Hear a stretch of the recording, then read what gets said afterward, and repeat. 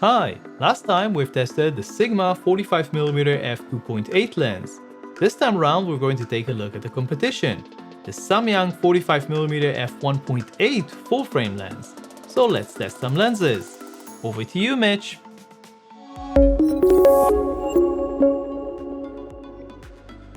Thanks, Ido. Today we'll be taking a look at a second 45mm full-frame lens. After our recent review of the Sigma 45mm f2.8 published here last week, we'll be looking at the new Samyang AF 45mm f1.8 FE lens. Just as we mentioned with our previous review, our initial plan was to test this new full-frame mirrorless lens on the Sony A7R Mark IV. However, there's been issues getting this camera locally, and so we had to rely on our Sony A6500 APS-C camera for this test.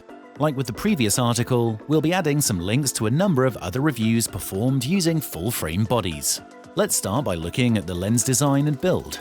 The lens has a very simple optical design with 7 elements in 6 groups, including 2 aspherical elements and a single ED element. It also has 9 aperture blades, unlike the Sigma which only has 7. The lens seems to be made mostly from plastic, which is a major difference between it and the Sigma 45mm lens, which is made almost entirely from metal. Talking to Samyang, we understand that only the outer shell is plastic, while the inside housing is made of metal. Like the Sigma, the Samyang is also extremely compact, measuring just under 7 cm or 2.5 inches long, and weighing only 166 grams, 5.8 ounces. The lens has only a single ring for focusing. It's based on a fly-by-wire mechanism and has no hard stops. It feels nice in the hand, with decent resistance, and is a bit wider than the one on the Sigma and not as close to the hood, which makes handling it a bit more convenient.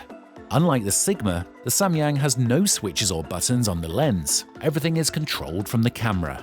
It also has no image stabilization, so it's up to the camera to stabilize your shots. The lens has no dust and moisture resistance, so be aware of that if you are using it in wet or dusty environments. The Samyang 45mm was designed specifically for Sony E-mount cameras, so no other versions are available at the moment. The mount itself is made of metal. The lens has a tiny plastic hood that adds very little to its size and weight. We're unsure of how much it really helps when it comes to avoiding direct sunlight or flares, but it's still nice to have. The tiny front element of the lens accepts 45mm lens filters. Now, let's talk about performance. The focusing speed of this lens is mostly adequate, as we have viewed on our testing. It's not as quick, and the focus lock doesn't seem to have the bite of Sigma's AF system, but it does a good job in AFS mode when shooting stills, and a pretty quick job in AFC as well. In video, however, we notice the motor moves in jumps and is not as smooth as the AF motor on the Sigma. Focus accuracy was typically fine, although we did get a few occasional misfocuses which we didn't get on the Sigma, although to be fair we did shoot a lot more with the Samyang. Moving on to sharpness, like we did on our previous review, we will be using our new high-quality Imatest resolution chart from a distance of about 2.5 meters, just over 8 feet. We compared the results of the Samyang to those of the Sigma and have a few interesting observations. First, the Samyang is not super sharp or contrasty wide open. Closing down to f2.8 though, we see a big improvement in both sharpness and contrast, and it looks like the Samyang is sharper than the Sigma in the center, but not as sharp in the corners. At f4, both look about the same across the frame and are very sharp. As we noted on our previous review, these are results from our Sony A6500, which is an APS-C camera with a 24-megapixel resolution. However, based on what we've seen from other reviews who tested this lens on high-resolution full-frame cameras from the A7R series, it seems to be a good representation of how the lens will work on those cameras as well. The Samyang has a longer minimum focusing distance compared to the Sigma, about 40 cm compared to only 24 cm of the Sigma. However, having a good close-up distance is not enough if the image quality isn't very good, especially wide open, which is what we discovered with the Sigma. On the Samyang, the wide-open sharpness is decent, and closing down to f2.8, it is very sharp, although with very noticeable chromatic aberration.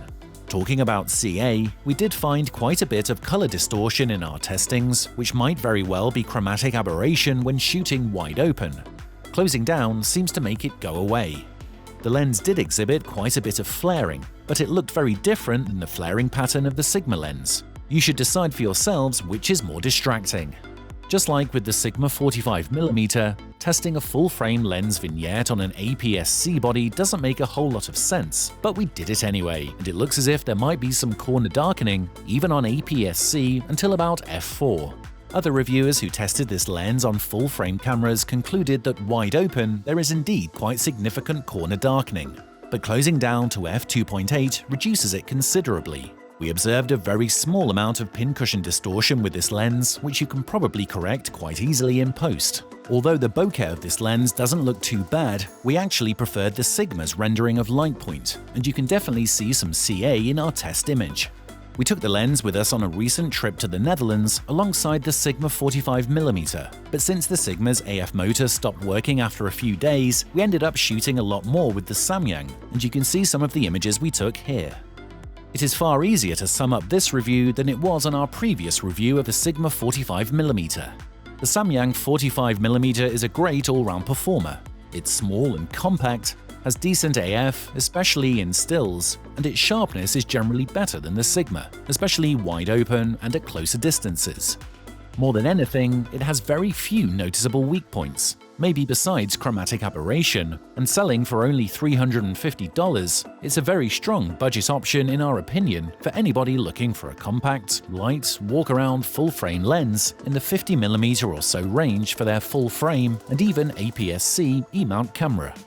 One question remains: is there really no reason to choose the Sigma 45mm? Well, we still very much prefer the Sigma's design and metal build, and the AF of the Sigma seems to perform better, especially in video. Plus, the lens doesn't seem to exhibit any noticeable chromatic aberration, unlike the Samyang. On the other hand, you will be sacrificing the wider aperture of the Samyang, as well as the sharpness at brighter apertures and closer distances, and of course pay about $200 more with the Sigma, so you should really need to have your priorities straight before you invest in that lens. Back to you, Ido. So that was our look at the Samyang 45mm f1.8 full-frame lens. You can check out the full review on lensvid.com with all of our test results. Don't forget to subscribe to our YouTube channel to find more videos just like that. See you next time.